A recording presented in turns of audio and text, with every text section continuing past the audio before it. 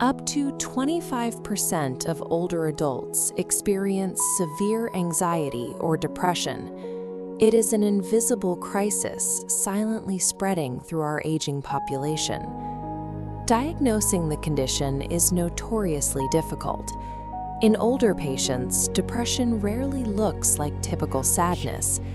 Instead, it masks itself as unexplained physical aches, chronic pain, and severe lethargy. When these patients visit a doctor, the default medical reaction is often a quick diagnosis, followed immediately by a prescription for an SSRI antidepressant. We are treating complex psychological distress in seniors with the exact same chemical solutions designed for much younger bodies. But an older body metabolizes medications very differently. As we age, our internal processing slows down. Drugs clear out less efficiently, lingering longer.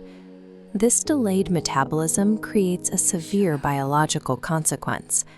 Common SSRIs directly interfere with bone density.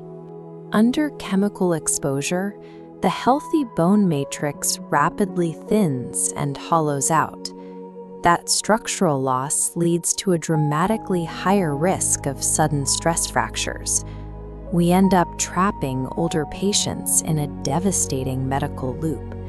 The medication prescribed to heal their mind actively strips away their physical autonomy. A standard antidepressant carries the very real side effect of permanent physical frailty for seniors. There is a clinically proven alternative that completely reverses this risk profile and bypasses the pharmacy entirely. Research shows that integrating regular physical movement into a daily routine is statistically just as effective at relieving late-life depression as taking an antidepressant.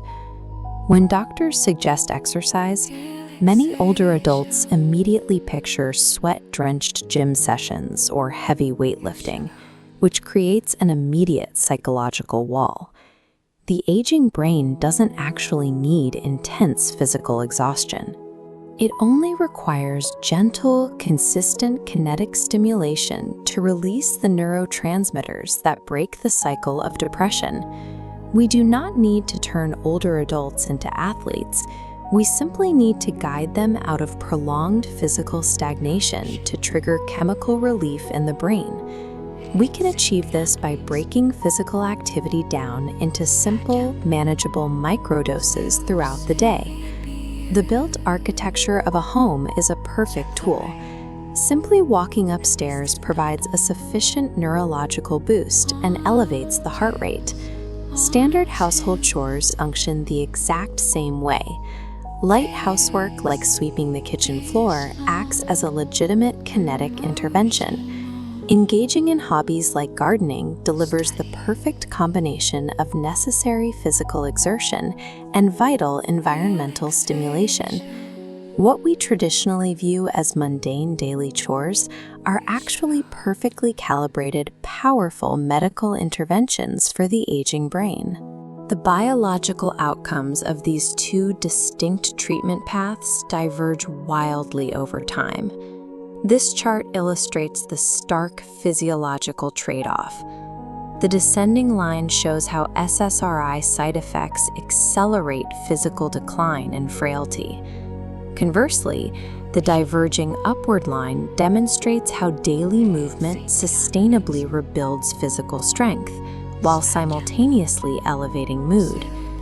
We need to rethink our entire approach to geriatric mental health. Lifestyle changes in later life must be treated as primary, life-saving medical directives, rather than optional wellness tips. The safest, most effective prescription for late-life depression completely bypasses the medicine cabinet. By swapping a pill bottle for a comfortable pair of walking shoes, older adults can successfully heal their minds while actively armor-plating their bodies.